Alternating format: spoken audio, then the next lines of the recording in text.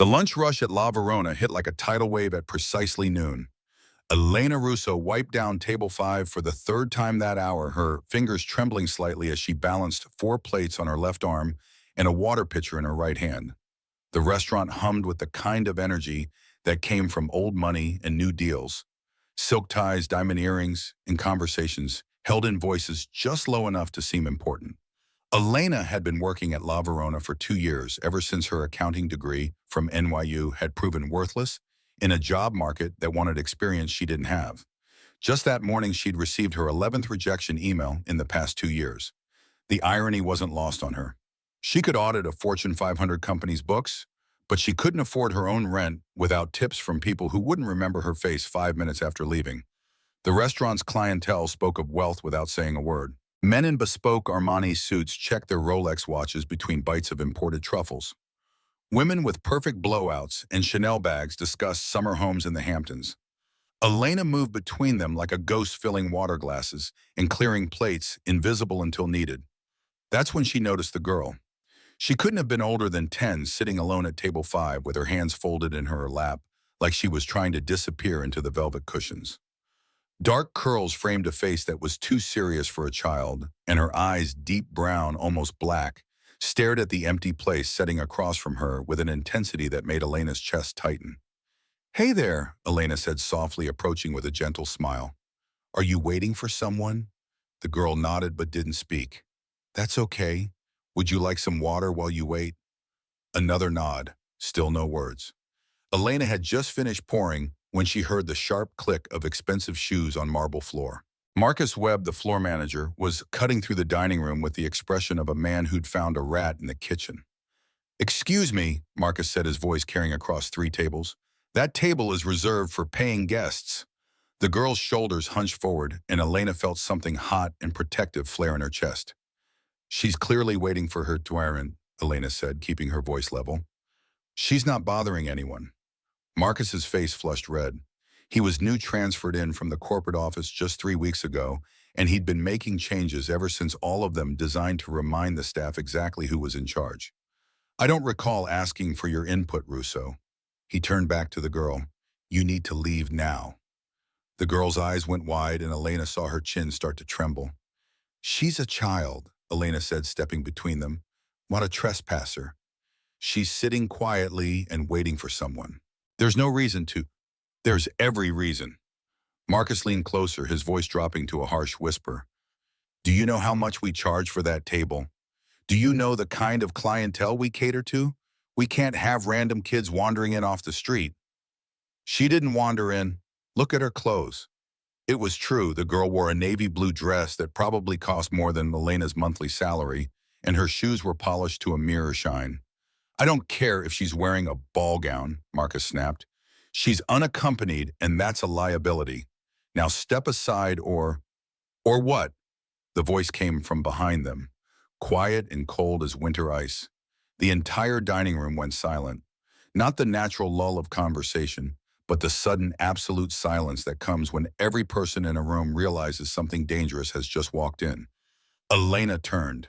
The man standing 5 feet away looked like he'd been carved from marble in expensive tailoring. Tall, maybe 6'2", with dark hair swept back from a face that was handsome in the way that dangerous things often are.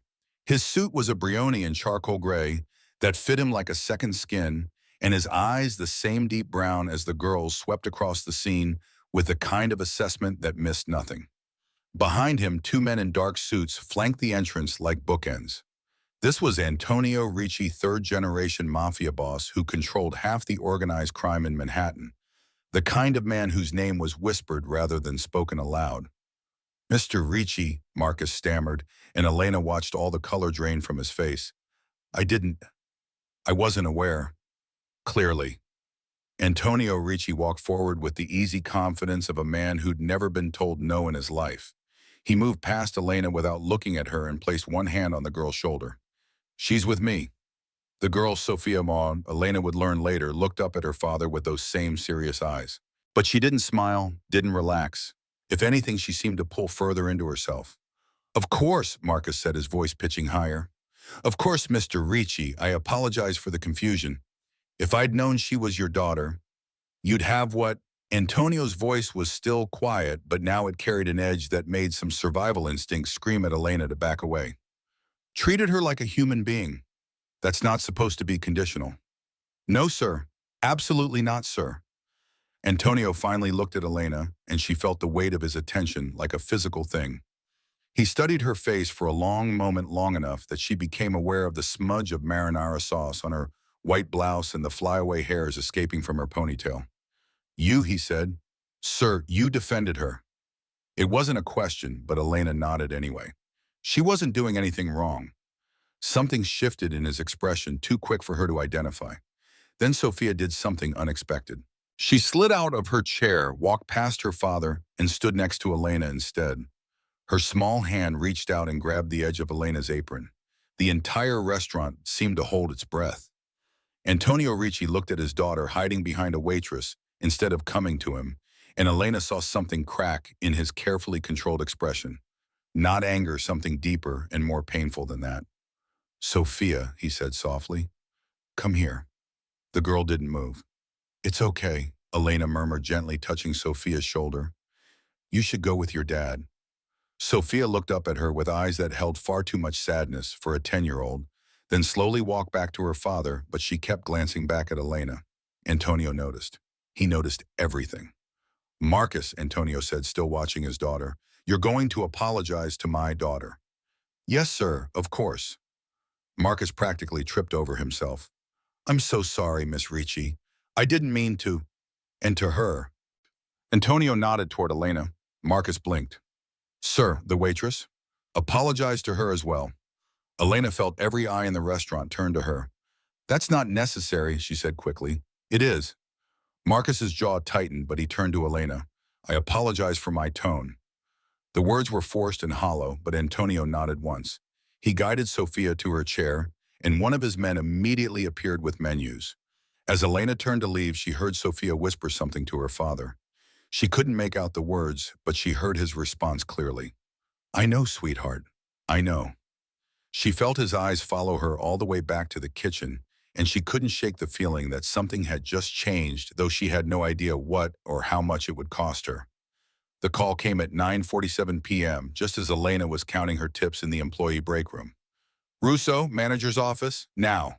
She looked up to find Derek, the night supervisor, standing in the doorway, with an expression that told her everything she needed to know. The other servers wouldn't meet her eyes. Her stomach dropped. The walk down the narrow hallway felt like a death march. Through the small window in the office door, she could see Marcus sitting behind the desk with someone else, a woman in a steel gray suit whom Elena had never seen before. Sit down, Miss Russo, the woman said before Elena had even closed the door. I'm Karen Westbrook, regional manager for the Ricci Restaurant Group. I've been reviewing today's incident. Elena's mouth went dry. The incident where I stopped a manager from throwing out a child. The incident where you countermanded direct instructions from your floor manager and caused a scene in front of valued guests. Karen's voice was crisp, clinical. Mr. Webb has filed a formal complaint regarding insubordination. Insubordination. Elena felt heat rising in her chest. He was going to kick out Mr. Ricci's daughter. I was protecting. You were overstepping. Marcus cut in, leaning forward. I'm the floor manager. You're a waitress. The hierarchy exists for a reason. The hierarchy doesn't include humiliating children. Enough. Karen held up one hand. Miss Russo, I've reviewed your employment file. Your performance has been adequate, but today's behavior demonstrates a concerning lack of judgment and respect for authority. Elena stared at her. You're firing me for defending a 10-year-old girl. We're terminating your employment due to insubordination and failure to follow direct management instructions. Your final paycheck will be mailed to your address on file. Karen slid a manila folder across the desk. Sign here. The words on the termination form blurred together. Elena thought about her rent due in 5 days, about her student loans, about the 3 job interviews she'd had in the past month that had led nowhere. This is insane, she whispered. This is policy, Karen said flatly. Sign, please. Elena's hands shook as she picked up the pen. The signature came out jagged and angry. Security will escort you out, Marcus said, and Elena heard the satisfaction in his voice. Leave your uniform and apron in your locker. The night air hit Elena like a slap.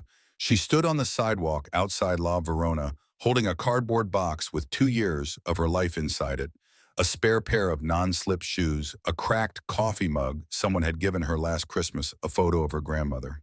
The restaurant glowed behind her, warm and golden, full of people who would never know her name or care that she just lost everything for doing the right thing. Stupid, she muttered, wiping angry tears from her cheeks. So stupid. But even as she said it, she knew she'd do it again. The look on Sophia's face, that fear, that loneliness, had been too familiar. Elena had been that scared kid once a long time ago. She started walking, her feet aching in shoes that had carried her through a 12-hour shift. Across the street, a black Bentley Continental GT idled at the curb. Elena didn't notice it, didn't see the tinted rear window roll down just an inch or the small hand that pressed against the glass from inside.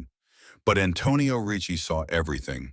He watched the waitress walk away with her cardboard box and her wounded pride, and he saw the way his daughter's eyes tracked her retreating figure. Sophia's palm was flat against the window, fingers spread wide like she was trying to reach through the glass. "Papa," Sophia whispered. It was the first word she'd spoken to him all evening. "She's sad." Antonio looked at his daughter, really looked at her, and saw something he hadn't seen in months: concern for someone else, connection. Ever since her mother's death 8 months ago in a car accident, Sophia had retreated into silence. The therapist said it was trauma, that she needed time. But Antonio had watched his daughter disappear a little more each day, and he'd felt helpless to stop it. Today, for the first time, she'd reached out to someone, a stranger, a waitress who'd risked her job to defend her. "Drive," he told his driver quietly. As the car pulled away from the curb, Antonio made a phone call. "Marco, it's me. No, Sophia is fine. I need you to send me the personnel file for one of your servers, Elena Russo, because I'm asking. Have it on my desk by morning."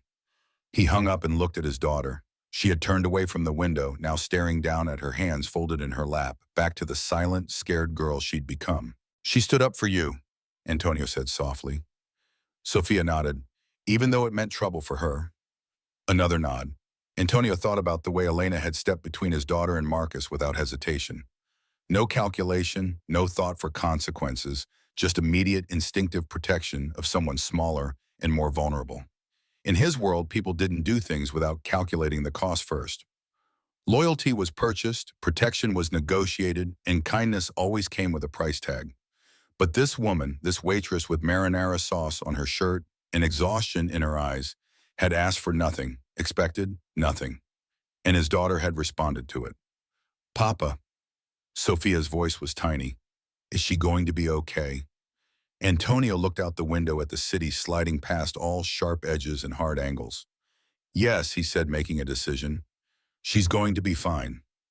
He didn't know yet what he was going to do, didn't have a plan. But he knew one thing with absolute certainty: the woman who had defended his daughter wasn't going to suffer for it, not if he had anything to say about it. And Antonio Ricci always had something to say about it. Elena woke up to 17 missed calls from her roommate and the sound of someone knocking on her apartment door. She stumbled out of bed, still wearing yesterday's clothes, and squinted through the peephole. A man in a black suit and driver's cap stood in the hallway holding a cream-colored envelope. "Miss Russo," he called through the door, "I have a delivery for you." Elena's first instinct was to pretend she wasn't home. In her experience, hand-delivered envelopes at 7 in the morning were never good news. Eviction notices, legal summonses, debt collection, warnings. But curiosity won out. She opened the door a crack, keeping the chain lock engaged. "Who are you?" "My name is Thomas. I work for Mr. Ricci." The driver held up the envelope. "He asked me to deliver this personally and wait for your response." Elena's heart started pounding. "Response to what?" "I believe the letter explains everything, miss." She stared at the envelope like it might bite her, then slowly unhooked the chain and took it. The paper was heavy, expensive, the kind that whispered old money and power. "I'll just wait in the car," Thomas said, gesturing to the black Bentley idling at the curb below. "Take your time." Elena closed the door and turned the envelope over in her hands. Her name was written across the front in elegant script, Miss Elena Russo.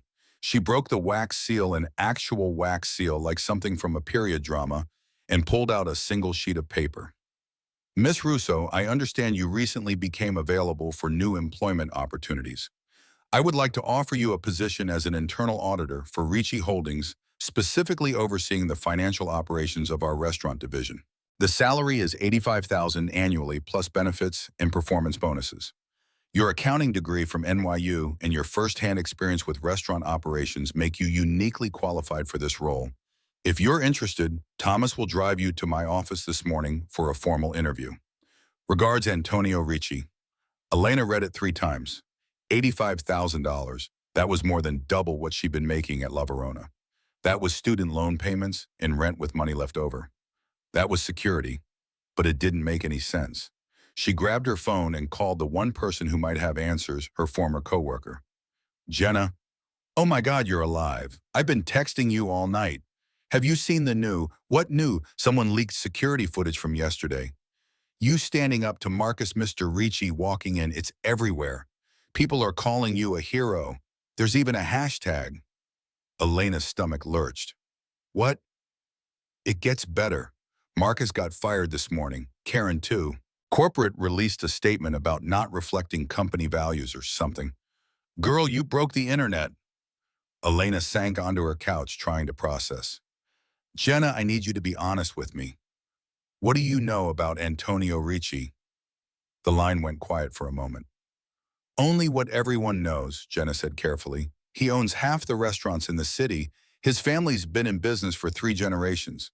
People don't ask too many questions about where the money comes from. You mean I mean he's powerful and connected, and you defended his kid, and now he's offering you a job. Take it, Elle. Whatever happened yesterday, you earned this. After they hung up, Elena stood in her tiny apartment, looking at the envelope in her hand. She thought about her empty bank account, about the rejection emails from accounting firms who said she lacked experience, about her grandmother, who'd worked 3 jobs to put her through college, telling her to be brave. She got dressed. The Ricci Holdings office occupied the top 3 floors of a building in the financial district. Thomas led her through a lobby that looked like a museum past security that clearly recognized him, and into an elevator with mirrors and gold trim. Mr. Ricci appreciates punctuality, Thomas said as they ascended. But he also appreciates honesty. If you're uncomfortable with anything, say so. The elevator doors opened directly into a reception area where a woman with silver hair and perfect posture sat behind a glass desk.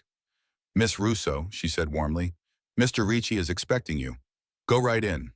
The office beyond was massive floor-to-ceiling windows overlooking the city, dark wood furniture and artwork that probably cost more than a college education.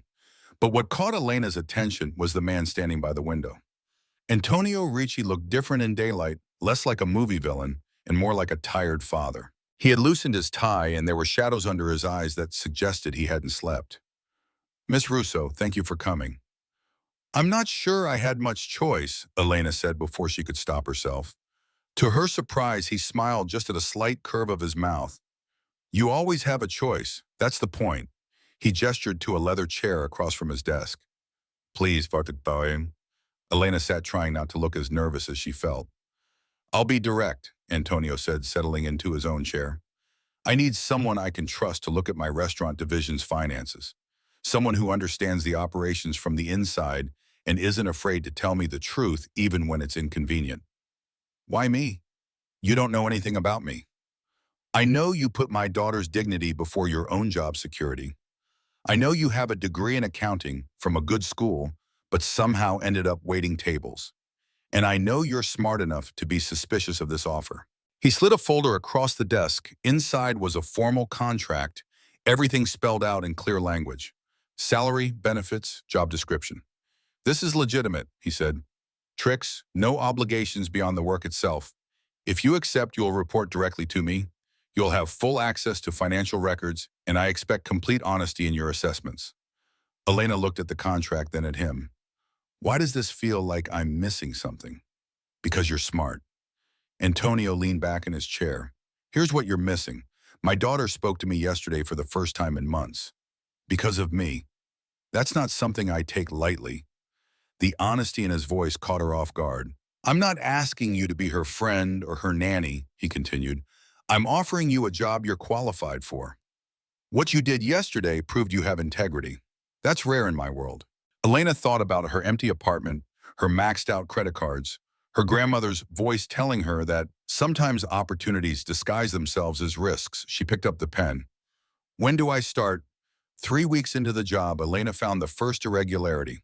She'd been sitting in her new office, a small but professional space on the 15th floor, reviewing invoices from the restaurant division, when a number caught her eye: an order for $47.32 worth of specialty ingredients to a restaurant in Brooklyn.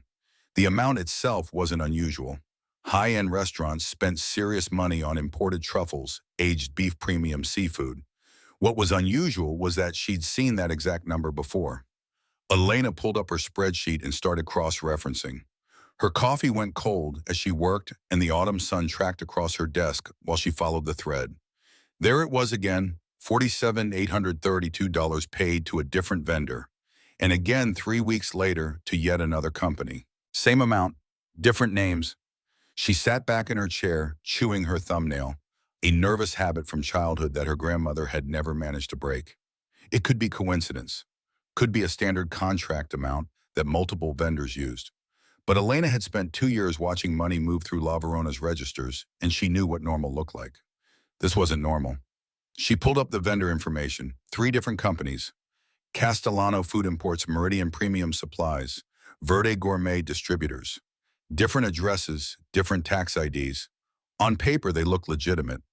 But when she dug deeper, following the money through the payment system, all 3 accounts traced back to the same routing number at a bank in Delaware, a bank that specialized in corporate shell companies.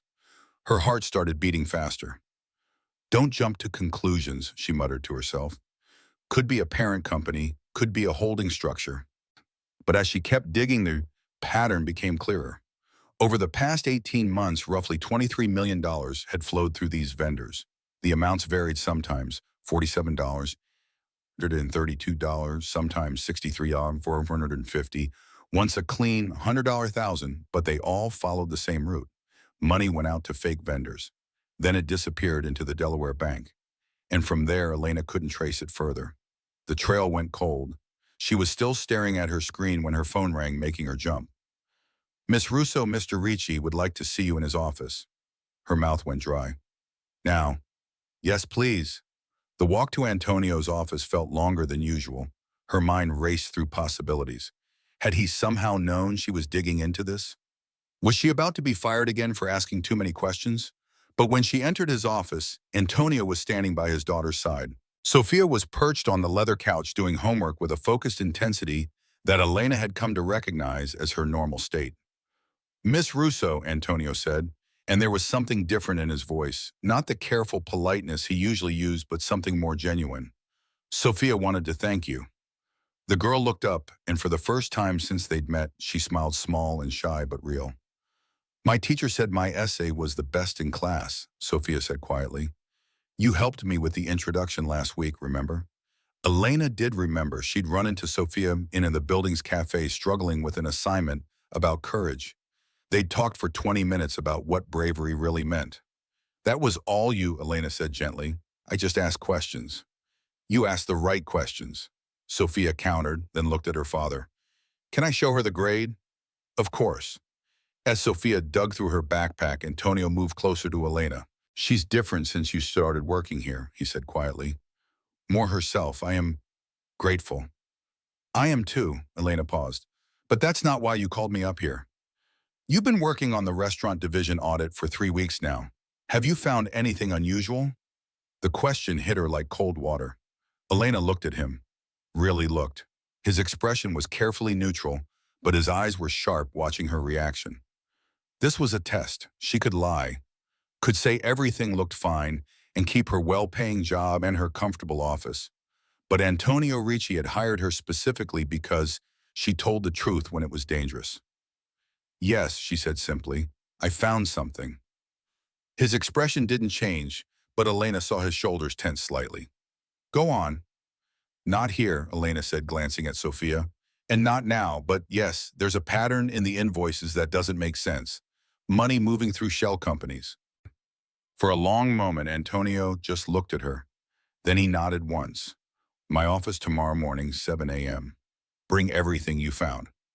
Should I be worried? Elena asked before she could stop herself.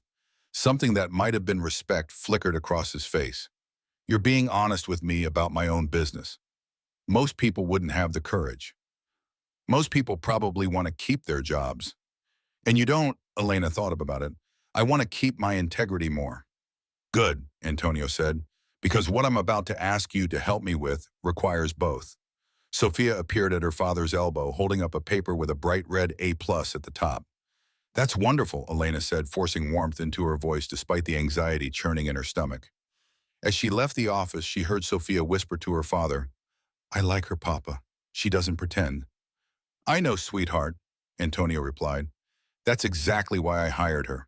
That night, Elena sat in her apartment with her laptop open, staring at the spreadsheets she'd compiled. $23 million was a lot of money to wash through fake vendors. Enough money to mean serious trouble for whoever was behind it. And tomorrow morning, she was going to walk into Antonio Ricci's office and tell him that someone in his organization was stealing from him.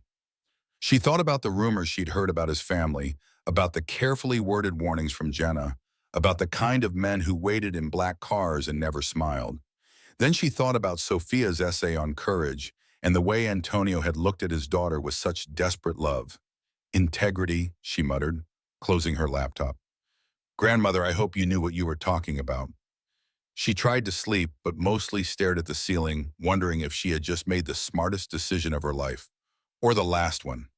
Elena arrived at Antonio's office at 6:55 a.m., carrying a leather portfolio stuffed with printouts, spreadsheets, and 3 flash drives containing every piece of evidence she had compiled.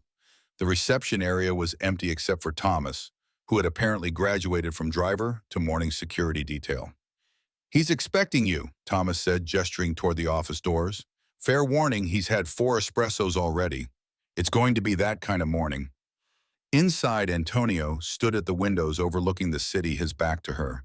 Another man sat in one of the leather chairs, older, maybe 60, with iron gray hair and the kind of face that had seen too much and forgotten nothing. Miss Russo, Antonio said without turning around. This is Frank Moretti. He handles security and internal investigations for my organization. Frank stood and offered his hand. His grip was firm, professional. Ms. Russo, I've heard good things. Should I be nervous that security is here? Elena asked, setting her portfolio on the desk. That depends, Frank said with a slight smile.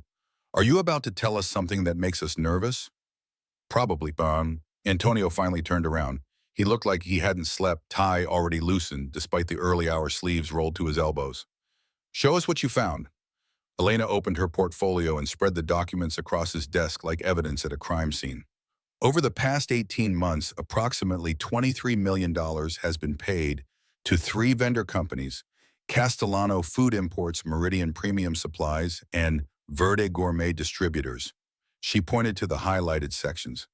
Different names, different addresses, but look at the routing numbers. They all trace back to the same bank in Delaware. Frank leaned forward, studying the papers. Shell companies. That's what it looks like. But here's where it gets interesting, Elena continued. These payments are perfectly timed. They happen right after large cash deposits from the restaurants, weekend receipts, holiday rushes, private events. Someone's watching the money come in and immediately siphoning it off. How much per transaction? Antonio asked, his voice dangerously quiet. It varies. Sometimes 47,000, sometimes 63. Once a clean 100 grand. The amounts change, but the pattern doesn't. High-volume weekends mean higher vendor payments. Frank picked up one of the invoices, examining it closely. These look legitimate. Proper letterhead, tax IDs, everything. They are legitimate, Elena said. That's the genius of it. These companies exist on paper. They're registered. They have bank accounts. They file taxes. But if you look at what they're supposedly supplying, she pulled out another document. Castellano claims to import Italian truffles, but the restaurants they're supplying don't serve truffles. Meridian specializes in Japanese Wagyu beef, but 2 of their client restaurants are seafood-focused. The products don't match the businesses. Antonio's jaw tightened. Someone created an entire laundering infrastructure inside my own restaurant group. Not just created it, Elena said carefully. Someone with high-level access. These payments have executive approval codes. They're going through legitimate channels with proper authorization. Frank and Antonio exchanged a look that made the temperature in the room drop 10 degrees. "Who has executive approval authority for the restaurant division?" Frank asked. Antonio's expression hardened. "Only three people. Myself, my CFO, and my cousin, Vincent." "Your CFO is Sarah Johnson," Frank said, reading from his phone. "Been with you for 12 years. Handles all major holdings. No red flags in her background. And Vincent runs day-to-day operations for the restaurants," Antonio finished. "He's family." Elena watched emotions flicker across his face, disbelief, anger, and something that looked like pain. "I need to be sure," Antonio said quietly. "Accusations against family aren't something I make lightly."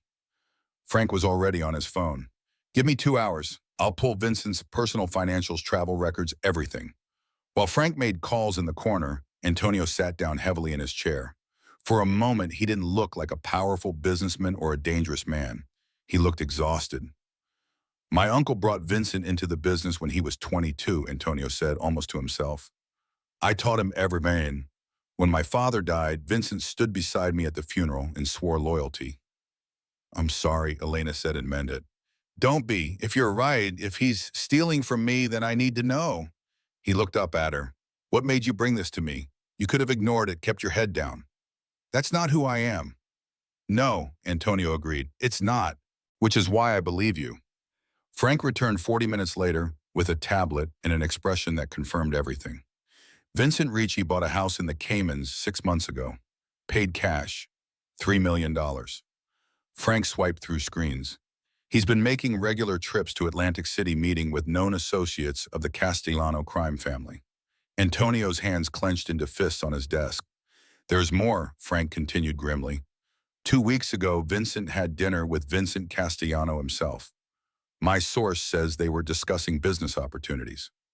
Then 3 days ago, he transferred ownership of 2 restaurants, La Verona and Casabianca, into his personal name, separate from Ricci Holdings. He's selling them." "Denim," Elena said suddenly. "That's the end game. He's not just laundering money. He's positioning to sell off pieces of your empire to a rival." Antonio stood up, walking back to the windows. The morning sun cast his shadow long across the floor. "The incident at La Verona," he said quietly. "When Vincent's manager tried to humiliate my daughter in front of cameras, that wasn't an accident, was it?" Frank shook his head. "Security footage was leaked to 3 news outlets within an hour. Someone wanted that story to spread. Wanted you to look weak, like you couldn't even protect your own child in your own restaurant.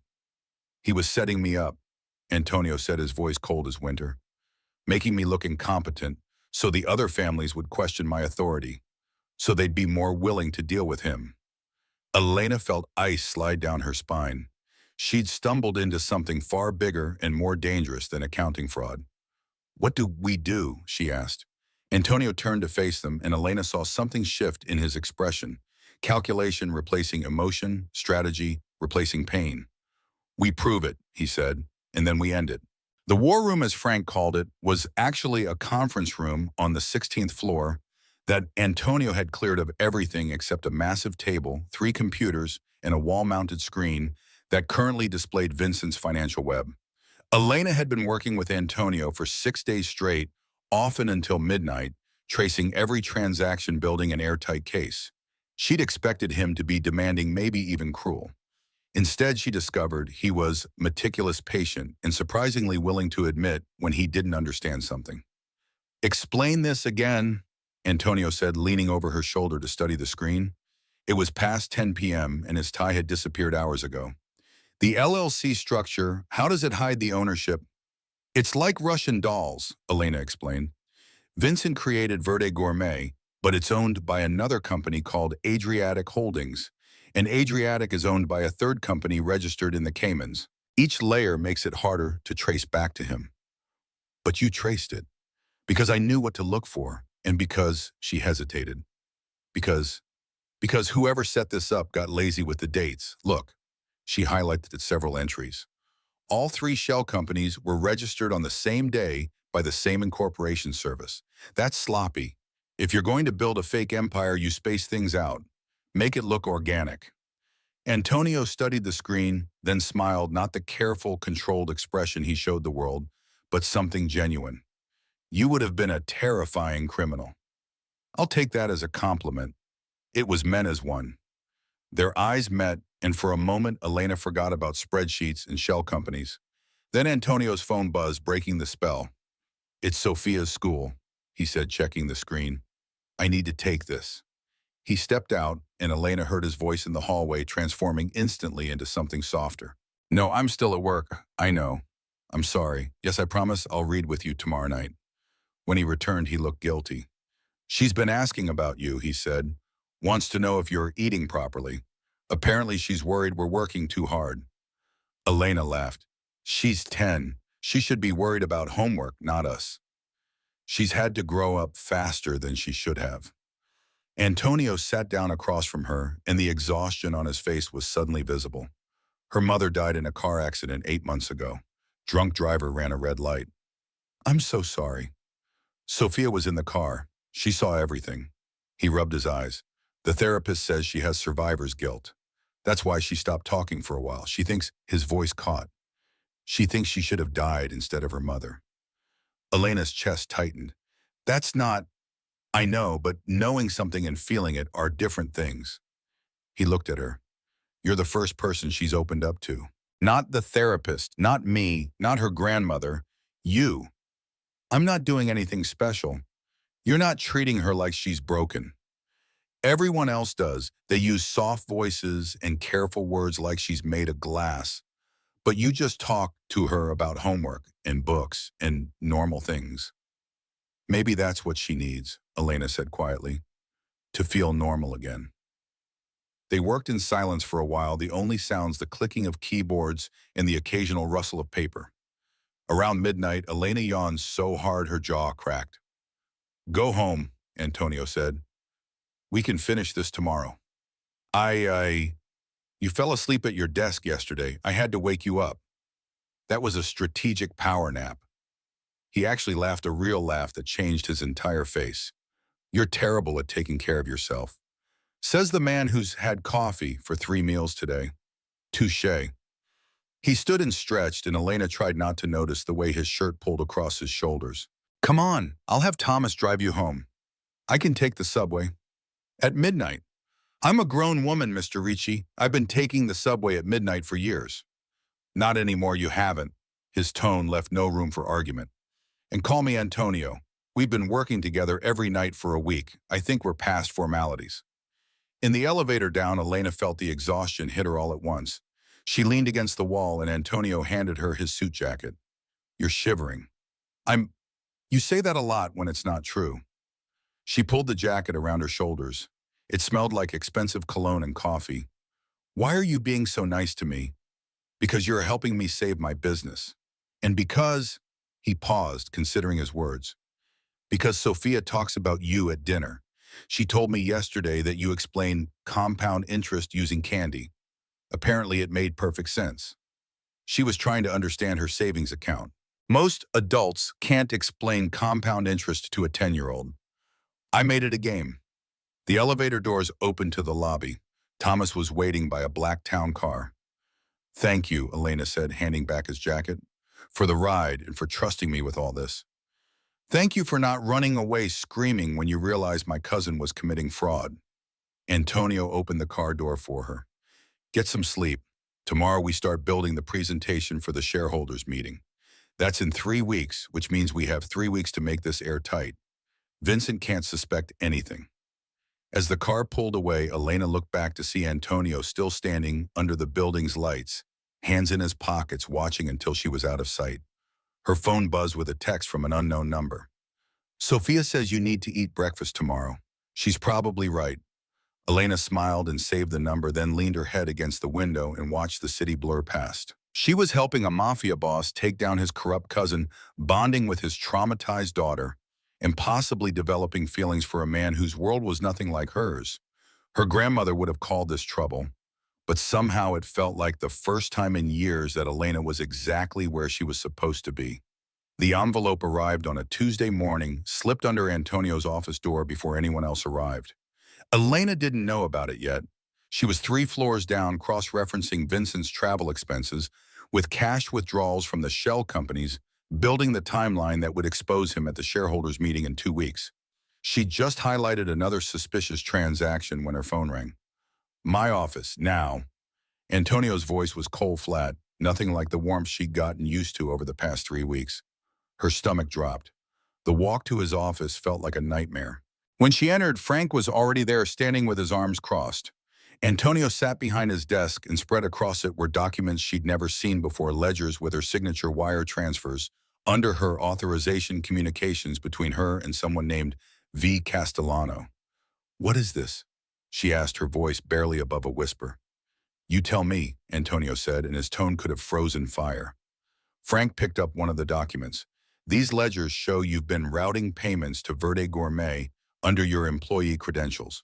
The wire transfers show money moving from Ricci Holdings to an account registered in your name. And these emails," he held up printed pages, "these emails show you've been in contact with Vincent Castellano for 6 weeks. That's impossible. I've never—" "Your digital signature is on every page," Frank interrupted. "Your employee login, your authorization codes." Elena felt the room tilt.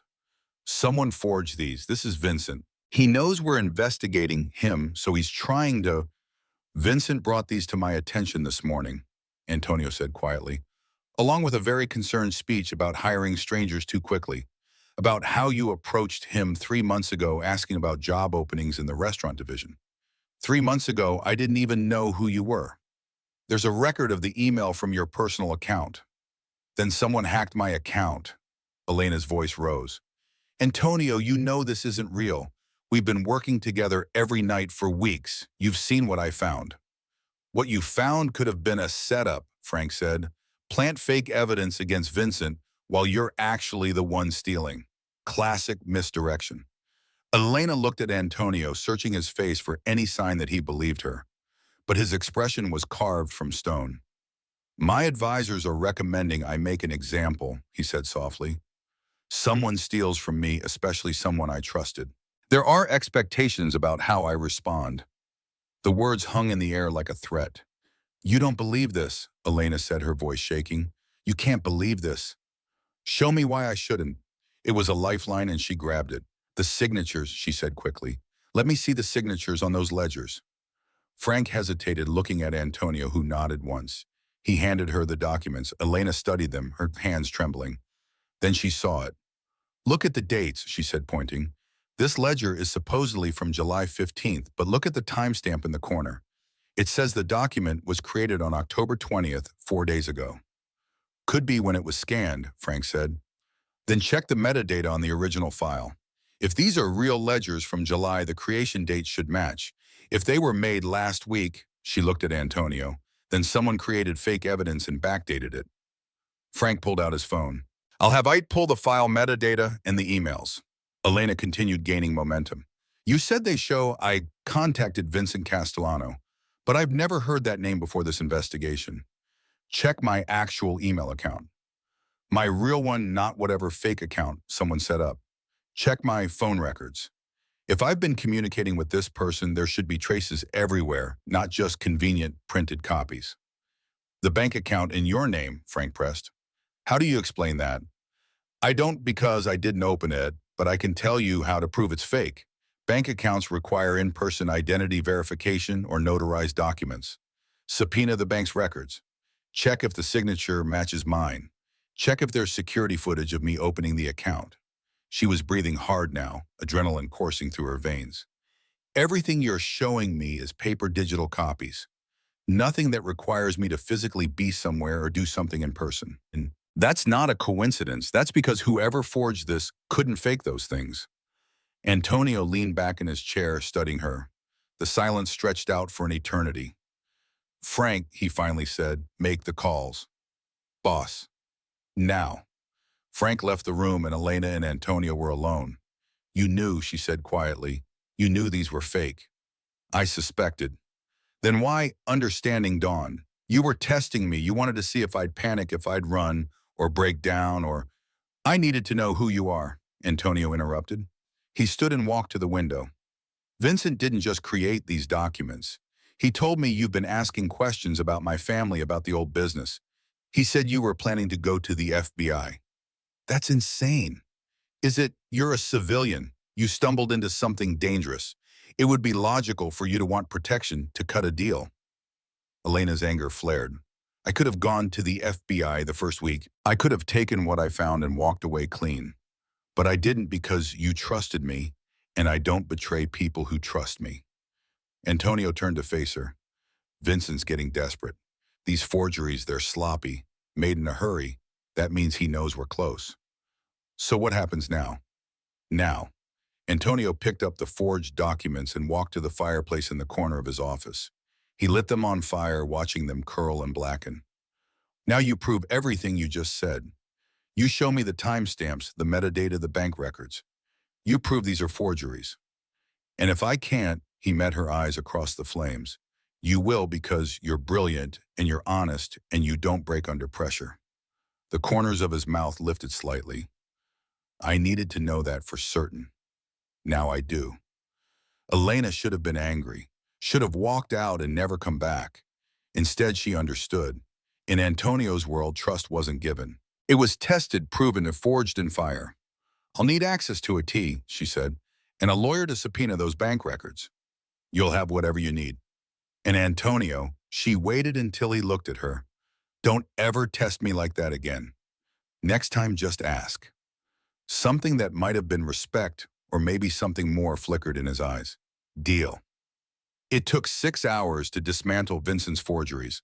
Elena worked with Antonio's IT team, pulling metadata from every document. The ledgers had been created 4 days ago using software that didn't even exist in July. The emails came from a spoof server in Romania.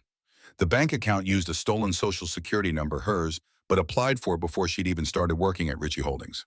By 3:00 p.m., she had a folder of evidence proving her innocence.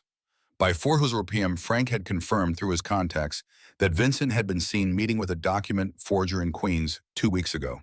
By 5:00 p.m., Elena was exhausted, vindicated, and angrier than she'd been in years. She found Antonio in his office, standing at the window in the pose she'd come to recognize as his thinking position. It's all here, she said, dropping the folder on his desk harder than necessary. Proof that every single document was fabricated. The bank account was opened using a fake ID. The emails were sent from a server that masks the real sender. Even the ledgers, Vincent used accounting software from 2024 to create documents supposedly from July 23. Antonio turned, and she saw something in his expression that made her pause. You already knew all this, didn't you? I suspected Vincent was behind it from the moment I saw the envelope, he admitted. The timing was too convenient, the evidence too neat. Then why did you put me through that? Why make me prove it? He crossed the room until he was standing directly in front of her. Because Vincent will try again. And next time it might be in front of the board or the shareholders or someone I can't just dismiss with a phone call. I needed to see how you'd react under pressure, if you'd fall apart or fight back. That's unfair. Yes. Necessary also yes. His voice softened. In 2 weeks, we're going to walk into a room full of people who've known Vincent for decades, people who've done business with my family for generations. We're going to accuse him of fraud and betrayal. They won't want to believe it. So they'll look for reasons to doubt us, to doubt you especially. You're an outsider, someone I hired after a viral video. They'll wonder about your motives, question your evidence. And if you show even a moment of uncertainty, Vincent will exploit it. Elena understood, but that didn't make it hurt less. You could have just told me that. I could have. But telling you and showing you are different things. Antonio picked up the folder she'd compiled that afternoon. Today you proved you don't panic. You proved you can build an airtight case even when you're angry and scared. And you proved that you can handle whatever Vincent throws at you. He walked to the fireplace, the same one where he'd burned Vincent's forgeries that morning, and placed the fake documents inside. Watch, he said. Elena approached as he lit the papers. They caught quickly, flames consuming the lies. This is what we're going to do to Vincent, Antonio said quietly. Not with violence, not with threats, just truth burning away everything false until only reality remains. They stood side by side watching the fire. I'm sorry I doubted you, he said. even for a moment. You didn't doubt me, you tested me, there's a difference. Is there? Elena thought about it. Doubt would have meant you believed Vincent's lies. Testing meant you wanted proof they were lies. So yes, there's a difference. Antonio smiled that genuine smile she'd only seen a handful of times. How did I get so lucky to find you? You didn't find me, your daughter did. True. He pulled out his phone and showed her a text message. Papa, did you apologize to Elena yet? She was probably scared. You should bring her cookies. S. Despite everything, Elena laughed. She's managing you. She's been managing me since she was 3. He pocketed the phone, but she's right. I owe you more than an apology. I don't want anything. I mean it. I'm not doing this for rewards or favors. I'm doing it because it's right. She met his eyes. And because somewhere along the way, I started caring about you and Sophia, not as my boss and his daughter as people. The air between them felt charged heavy with words neither of them was ready to say. Antonio broke the moment first. There's something else you need to know about the shareholders meeting. What? Vincent won't come alone. He'll bring Vincent Castellano as a business consultant. He's going to try to strong-arm the vote, make it look like the Castellano family supports him over me. Can he do that? In my world, yes. Perception is everything. If it looks like I'm losing support from the other families, the shareholders will panic. They'll vote to preserve their investments, even if it means backing Vincent. Lena's mind raced. So we need more than just evidence. We need to show that you're still in control, that backing you is the smart move. Exactly, which is why I need to ask you something difficult. What? Antonio hesitated, and she realized she'd never seen him look uncertain before. The presentation at the shareholders meeting. I need you to give it. Me, why not you or Frank? Because you're the one who found the fraud. You're the one who built the case. And more importantly, he paused, you're the one person in that room who has nothing to gain from lying. The shareholders know who I am, what my family has done. They'll wonder if I'm just eliminating a rival. But you're independent, credible. If the evidence comes from you, they can't dismiss it as a family power play. Elena felt panic rising in her chest. I'm not a public speaker. I'm an accountant. You're more than that. You've proven it over and over, Mom. He placed his hands on her shoulders, grounding her. I wouldn't ask if I didn't believe you could do this. Sophia wouldn't trust you if you couldn't. The mention of Sophia steadied her. Okay, she said. I'll do it. Thank you. But Antonio, no more tests. From here on out, we either trust each other completely or this doesn't work. He held out his hand. Complete trust, I promise. She shook his hand and neither of them let go for longer than necessary. Outside the window, the sun was setting over the city, painting everything in shades of gold and shadow. In 2 weeks, they'd face Vincent together. But tonight, standing in the firelight with Antonio's hand still warm in hers, Elena felt something she hadn't felt in years. Hope. The night before the shareholders' meeting, Antonio invited Elena to dinner. She expected the war room or his office. Instead, Thomas drove them to a small Italian restaurant in Brooklyn. Nothing fancy, just red checkered tablecloths and the smell of garlic and tomato sauce. This was my father's favorite place, Antonio said as they sat down. Before the money, before everything got complicated, he used to bring me here and tell me that power means nothing if you lose yourself getting it. Sounds like a wise man. He was. Antonio paused, swirling red wine in his glass, the deep burgundy catching the candlelight. He also would have liked you. You would have argued with him about accounting practices and made him laugh. I'm not sure whether to be honored or terrified. Both is appropriate. He raised his glass. To tomorrow, to truth and consequences. Elena clinked her glass against his. And to no more tests. And to no more tests, he agreed. They ate in comfortable silence for a while. The restaurant around them hummed with life, families talking over plates of pasta, waiters navigating between tables with practiced ease, an elderly couple holding hands across a small table by the window. This was a different world from the sleek power of Manhattan, a world Antonio seemed to fit into more naturally than she would have expected. Whatever happens tomorrow, Antonio said quietly, breaking the silence, I want you to know that hiring you was the best decision I've made in years. Not because of the audit, but because you reminded me that not everyone has an agenda, that some people just do what's right. Antonio, let me finish. The soft light softened the angles of his face. After my wife died, I stopped trusting anyone outside my immediate circle. I built walls, made everything about control and power. He looked down at his plate. Then you walked into my life defending my daughter, expecting nothing in return. You've been doing that ever since, expecting nothing, giving everything. Elena felt her throat tighten. You gave me a chance when no one else would. I gave you a job.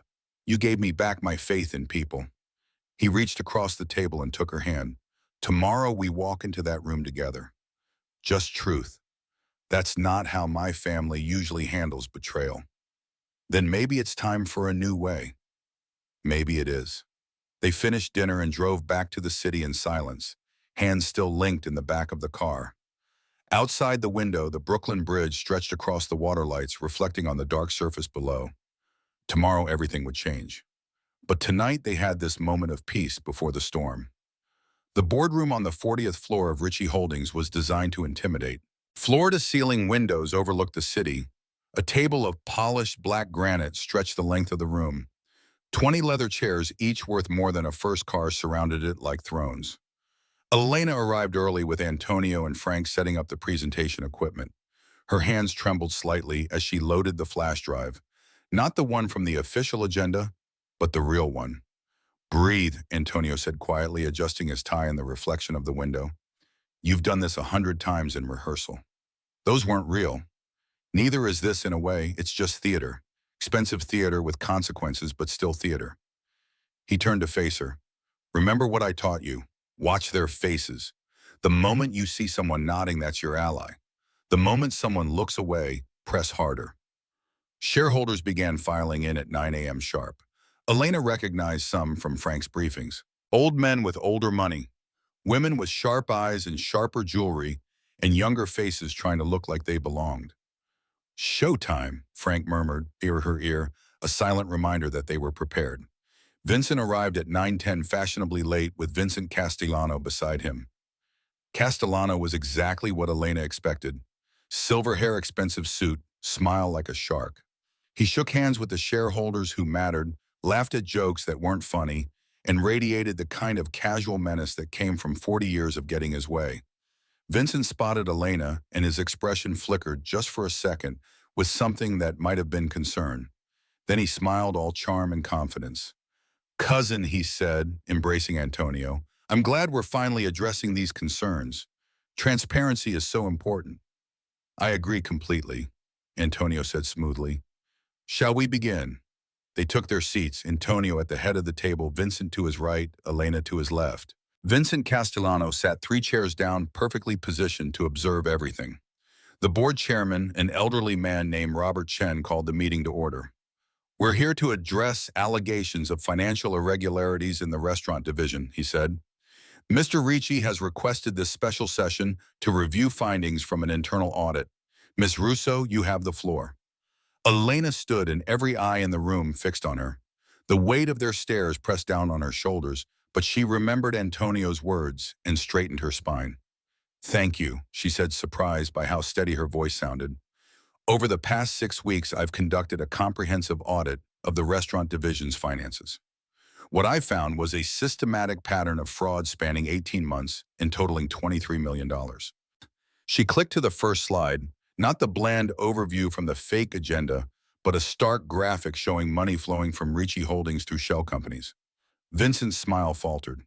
3 vendor companies, Castellano Food Imports, Meridian Premium, Supplies, and Verde Gourmet Distributors, received regular payments for goods never delivered to restaurants that never ordered them. Click. Next slide. The routing numbers all leading back to the same Delaware bank. These companies exist only on paper. They were registered on the same day by the same incorporation service, and they all trace back to accounts controlled by one person. She let that hang in the air. Several shareholders leaned forward, their expressions shifting from polite interest to focused attention. Elena felt a surge of confidence. Antonio had been right about watching their faces. That's a serious accusation, Vincent said, his voice tight. Do you have proof? Bank records appeared on screen. These accounts were opened using executive authorization codes. Only 3 people have those codes for the restaurant division. She looked directly at Vincent. You, the CFO, Sarah Johnson, and Mr. Ricci himself. This is absurd, Vincent said, standing. Obviously, someone forged those codes. It could be anyone. It could be, Elena agreed, except for this. Click, photos filled the screen. Vincent having dinner with Vincent Castellano. Vincent meeting with the document forger in Queens. Vincent at a bank in the Caymans. These photos show you meeting with Vincent Castellano on 12 separate occasions over the past year. Each meeting occurred within 72 hours of a fraudulent payment. Vincent Castellano's smile had disappeared. Several shareholders were staring at him, now their expressions hardening. An older woman near the end of the table was making notes rapidly. Business meetings, Vincent said quickly. Perfectly legitimate. Vincent and I were discussing potential partnerships. Partnerships like the 2 restaurants you transferred into your personal name 3 weeks ago. Antonio's voice cut through the room like a blade. La Verona and Casabianca both transferred out of Ricci Holdings without board approval. Click. Elena brought up the transfer documents. The plan was simple, she continued. Steal money through fake vendors, build relationships with a rival family, transfer valuable properties into your personal control, then sell them to the Castellanos at below market rates in exchange for a cut of future profits. You have no proof of that, Vincent snapped. Actually, I do. Click. Emails appeared on screen. Not the forged ones Vincent had tried to plant on her, but real ones from his own private server. These are from your personal email account, discussing terms of sale with Mr. Castellano, negotiating percentages, planning how to split my cousin's empire between you. The room erupted, shareholders talking over each other, Robert Chen banging his gavel, Vincent pointing at the screen, his face red, shouting about illegal surveillance and invasion of privacy. But Elena watched the faces just like Antonio had taught her. 3 shareholders were nodding. 2 more looked furious at Vincent. One was already on her phone, likely calling lawyers. They were winning. This is a setup, Vincent shouted. Antonio is using this girl to eliminate me because he's weak, because he can't handle competition. Everyone in this room knows the old ways are dying, the families need to evolve, and Antonio's too stuck in the past to see it. The old ways, Antonio said quietly, standing up. His voice wasn't loud, but somehow it silenced the entire room. You talk about evolution while you steal from family, while you sell your own blood for profit. He walked around the table until he was face to face with Vincent. My family name stands for loyalty, for honor. My father built this empire on handshakes and keeping his word. You sold that for a house in the Caymans and a piece of Vincent Castellano's business. The business was dying under your leadership. The business, Antonio said, each word precise and cold, was fine. What wasn't fine was you stealing, lying, using my daughter's humiliation as a publicity stunt to make me look weak. Vincent's face went white. I don't know what the incident at La Verona when your manager tried to throw out my 10-year-old daughter while cameras mysteriously happened to be rolling. That footage was leaked to 3 news outlets within an hour by you. Antonio stepped closer. You wanted me to look incompetent, like I couldn't even protect my own child, so the other families would question my authority. Vincent opened his mouth, but no sound came out.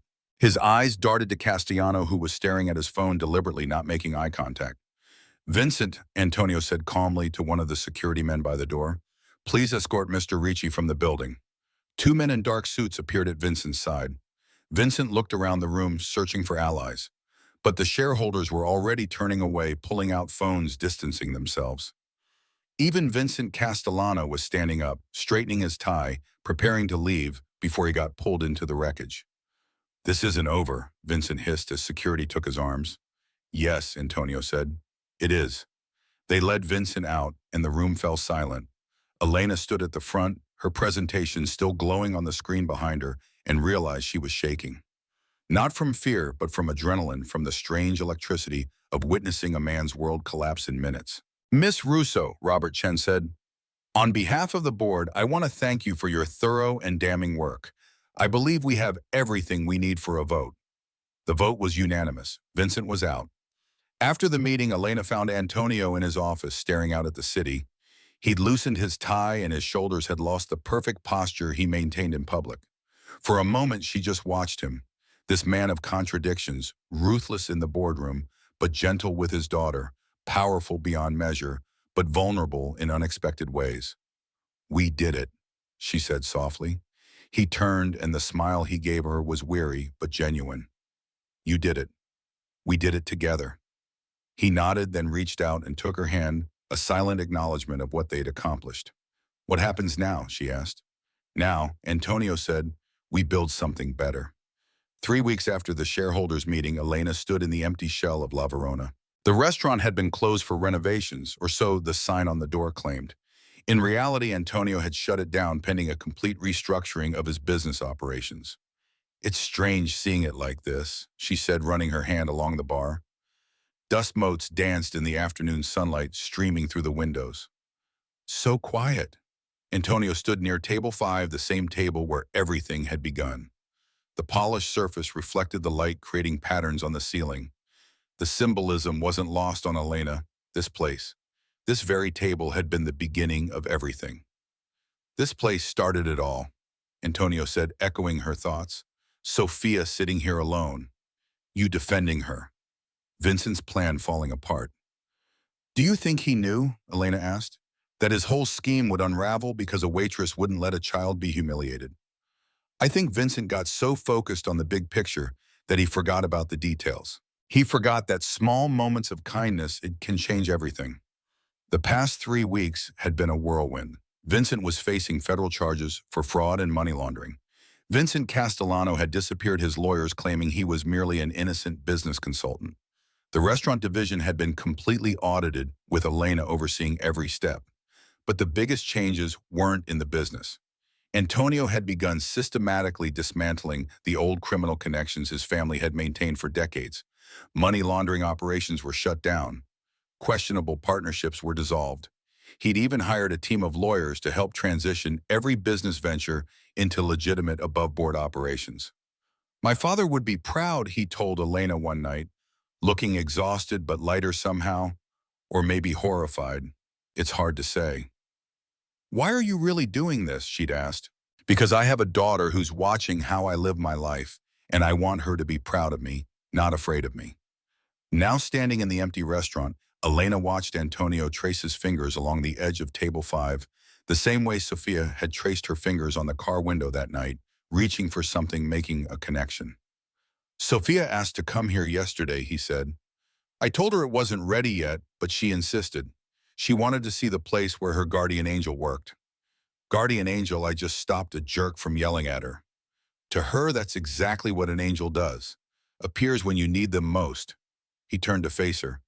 "She's doing better, really better. Dr. Martinez says she's made more progress in the past 2 months than in the previous 6. She's a strong kid." "She is, but she needed someone else to show her it was safe to be strong again." "That was you." Elena felt her chest tighten. Over the past weeks, she'd spent more time with Sophia, helping with homework, teaching her about compound interest and basic accounting, listening to her talk about her mother.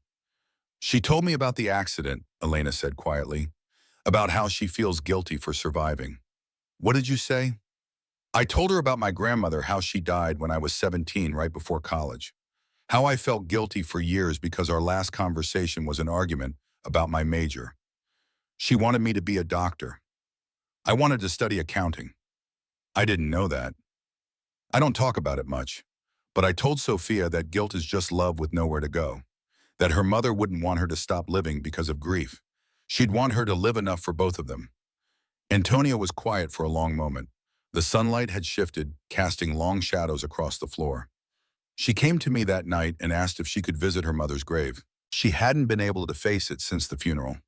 We went together. She told her mom about you, about school, about everything. She talked for an hour." Elena felt tears prick her eyes. "That's wonderful. You gave her that. You gave her the courage to grieve properly." He moved closer. "You've given us both more than you realize." The air between them felt charged, familiar, from a dozen late nights working together, but different now, heavier with possibility. The empty restaurant around them seemed to hold its breath. Antonio, I'm restructuring the company, he said, making everything legitimate, cutting ties with the old business. It's going to take years and it's going to be messy, but I'm doing it. I know, I'm proud of you. I want you to be part of it, not just as an auditor, as chief financial officer. Elena's eyes widen. That's Sarah's job. Sarah's retiring. She's been wanting to for years but stayed out of loyalty. Now she's ready to step down and I need someone I trust completely. Someone who puts honesty above everything else. Someone who isn't afraid to tell me when I'm wrong. That's a huge responsibility. I know. That's why I'm asking you. He paused, and for the first time since she'd known him, Antonio Ricci looked nervous. There's something else, something personal. Her heart started pounding. The dust motes seemed to freeze in the air. These past 2 months, working with you, watching you with Sophia, seeing who you are when the pressure's on. You've changed my life. Both our lives. Antonio, I'm not asking for an answer right now, he said quickly. I know this is complicated. I'm your boss. I come with baggage and a daughter and a past that's not entirely clean yet. But I need you to know how I feel, how we both feel. We, as if summoned, the restaurant door opened with a soft chime. Sophia came running in, followed by Thomas, who gave an apologetic shrug. Papa! Sophia's face was bright with excitement. You have to see what I made. She thrust a folder at Elena. Inside was a hand-drawn picture. 3 people sitting at a table smiling. A man, a woman, and a girl. Above it, in careful lettering, my new family.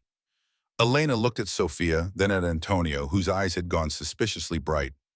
I know my mama can't come back, Sophia said seriously. Dr. Martinez says that's okay to accept, but she also said families can grow. That love doesn't run out just because you share it with new people. She looked between them with the devastating honesty of a child who'd learned too young that life was fragile. So I was thinking maybe we could be a family, the 3 of us, if that's okay. Elena knelt down so she was eye level with Sophia. The folder in her hands felt impossibly heavy. Sweetheart, that's not really my decision to. It is, though, Antonio said quietly. If you wanted to be. Elena looked at this man who'd offered her a job when she had nothing, who trusted her with his secrets, who'd led her into his daughter's healing heart. This man who was trying to be better, to build something good from complicated foundations. I want the CFO position, she said finally, and I want time. Time to do this right with no rushing, no pressure. Agreed. And I want to keep helping Sophia with her homework. Please do. Her math is beyond me. Sophia giggled, the sound filling the empty restaurant like music. And Antonio. Elena stood up, meeting his eyes. I want to see where this goes, all of it. The business, the family, everything. But slowly, carefully. He smiled, that genuine smile she'd come to treasure. Slowly and carefully, I can do that. Sophia grabbed both their hands. Does this mean she's staying? Yes, sweetheart, Antonio said, looking at Elena. She's staying. The light through the windows hit the polished surface of table 5, casting a golden glow over their joined hands. Another moment of beginning and another brave choice made at this table. 6 months later, Elena received a certified letter at her new office, the CFO's suite, on the executive floor. The envelope bore the Ricci Holdings seal, a lion with a rose in its mouth, a symbol Antonio had redesigned to represent the new direction of the company. Inside was a single sheet of paper and a smaller, sealed envelope marked Open First. She unfolded the letter, recognizing Antonio's handwriting immediately. 6 months ago, you walked into a shareholders' meeting and helped me save my company. But more importantly, you helped me save myself. You showed me that power built on fear is hollow, and that real strength comes from honesty. La Verona opens tonight. I've enclosed something that I hope you'll accept, not as payment for what you've done, but as recognition of what you've become to us. The reservation is at 7. No dress code. Come as you are. Elena opened the smaller envelope with trembling fingers. A property deed slid out. Her name was printed across the top in official legal text, Elena Russo, owner, La Verona Restaurant. She read it 3 times, certain she was misunderstanding. Her phone rang. Antonio. Before you say no, he started. This is insane. It's justice. You lost your job defending my daughter at that restaurant. Now it's yours. Antonio, I can't accept. Yes, you can. I've already filed the paperwork. La Verona is yours completely. No strings, no conditions. What you do with it is entirely your choice. Elena stared at the deed, the embossed seal of New York State catching the light from her office window. I don't know how to run a restaurant. Lucky for you, you're dating someone who owns 12 of them. She could hear the smile in his voice. 7 o'clock. Don't be late. Sophia's been cooking all day. Sophia's been what? You'll see. Thomas drove her to La Verona as the sun set over the city, the Bentley Continental GT, now a symbol of safety rather than intimidation, gliding smoothly through the evening traffic. The restaurant glowed with warm light, and through the windows she could see it had been completely transformed. The heavy, intimidating decor was gone. In its place were lighter woods, softer colors, and an openness that made the space feel welcoming instead of exclusive. Thomas opened her door. Ms. Russo, your restaurant awaits. Inside, soft music played jazz, Elena's favorite. The tables were empty except for one, table 5. Antonio stood when she entered, wearing a dark suit but no tie. Sophia sat beside him in a navy dress, practically bouncing with excitement. You're here. Sophia jumped up and grabbed Elena's hand. Come see, come see. She pulled Elena to table 5, where 3 place settings waited. But what caught her attention was the small plaque mounted on the wall behind the table, table 5, where courage began. Papa said this is where you defended me, Sophia explained. So we made it special. This table is always reserved for people who need defending, like a safe spot. Elena's vision blurred with tears. Sophia, that's beautiful. It was her idea, Antonio said, coming to stand beside them. The whole concept for the restaurant. She wanted it to be a place where everyone feels safe, where no one gets thrown out for being different or alone or scared. We're going to have community dinners every Sunday, Sophia added, for people who don't have families, and scholarships for kids who want to learn cooking, and you're going to let Elena sit down before you tell her the whole business plan, Antonio interrupted gently. They sat at table 5, the same spot where everything had changed, and Sophia served them pasta she'd made with the chef slightly overcooked but full of love. How does it feel, Antonio asked as they ate, being a restaurant owner? Terrifying, overwhelming, perfect. Elena looked around at the transformed space. I can't believe you did all this. I didn't. You did. You turned humiliation into honor. You took the worst moment of Sophia's life and made it the beginning of something good. This restaurant isn't just about food. It's about what you taught us, that defending someone, standing up for what's right, that matters. Sophia reached across the table and took Elena's hand. You saved me that day, not just from the mean manager. You saved me from feeling invisible, like I didn't matter. You've always mattered, Elena said softly. I know that now. Because of you. They finished dinner as the city lights flickered on outside. Antonio told stories about the renovations, about the chef he'd hired, who specialized in teaching young people culinary skills, about his vision for turning La Verona into something more than just another expensive restaurant. I'm making everything right, he said quietly. The business, the family legacy, all of it. It's slow and some days it feels impossible, but I'm doing it for Sophia, for myself. He reached across the table and took Elena's other hand so the 3 of them formed a connected circle. And for you, because you showed me what integrity looks like, even when it costs you everything. Elena looked at them, this man who was rebuilding his life with painful honesty, and this girl who was learning to trust and laugh again, and felt something settle in her chest. This was family. Not perfect, not simple, but real. So, Antonio said with a smile, what does the new owner of La Verona want to do first?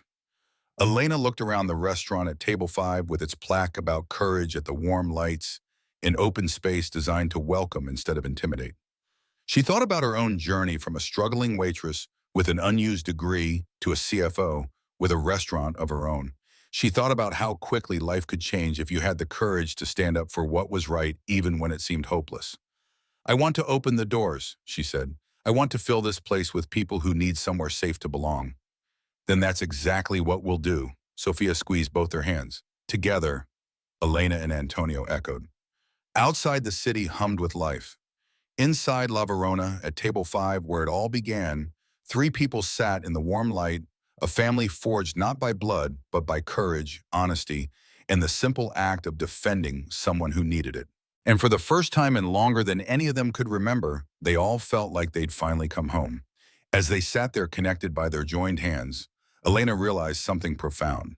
Sometimes the bravest thing you can do isn't standing up to power. It's opening yourself to love, to trust, to family, even when everything in your experience warns against it. Sometimes courage means letting people in, allowing yourself to belong. She looked at Sophia's drawing again at the three smiling figures at table 5.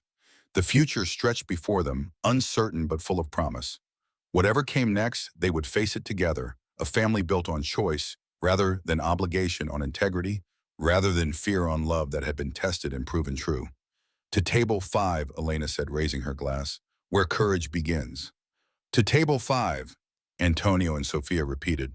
Their glasses clinked together, a sound like a bell ringing, announcing something new and beautiful into the world.